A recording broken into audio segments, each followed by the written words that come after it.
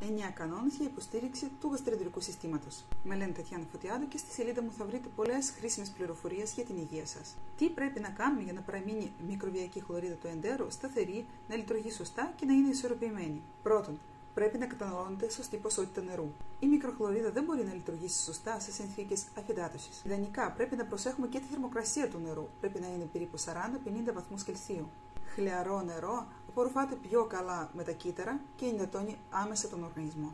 Δεύτερον, οι φυτικές ίνες πρέπει να περιέχουν σε κάθε γεύμα διαλυτές όπως χόρτα και λαχανικά και αδιάλυτες φυτικές ίνες όπως πίτουρα σε σκευάσματα με αυλικές αλέσης. Και τα δύο ειδών πρέπει να υπάρχουν σε κάθε γεύμα. Αυτά προστατεύουν το παχυέντερο από φλεγμονές, βοηθούν σε καθαρισμό του εντέρου και αυξάνουν τον περισταλτισμό. Τρίτον, εξαλείψτε από τη διατροφή σας ζάχαρη και άσπρο αλεύρι. Αυτές οι τροφές διαταράσσουν το γαστροεντερικό σωλήνα, αυξάνουν το τοξικό φορτίο και προάγουν την φλεγμονή. Αποτελούν τροφή για την παθογόνο μικροχλωρίδα και τα παράσιτα.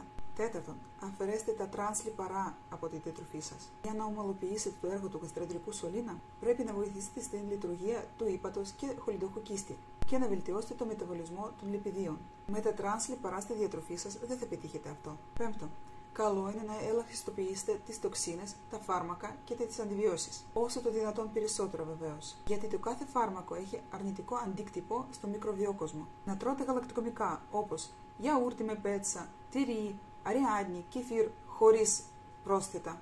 Εκτός αν έχετε δυσνεξία του λακτόζη και αυτοάνασες διεργασίες. Τα καλά προϊόντα ξυνισμένου γάλακτος με βακτηριακή μίζα μας βοηθούν σε καλή χλωρίδα του εντέρου.